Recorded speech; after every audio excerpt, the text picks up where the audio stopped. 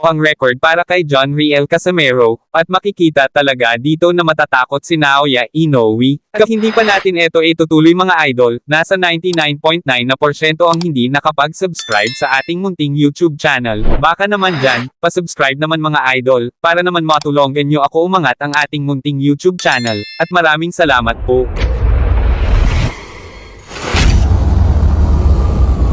Good morning and good evening mga idol, nandito na naman ulit si Jomil Tech at ang kanyang mahiwagang cellphone. May bagong update naman tayo sa papalapit na laban kay John Riel Casimero versus Yukinori Uguni.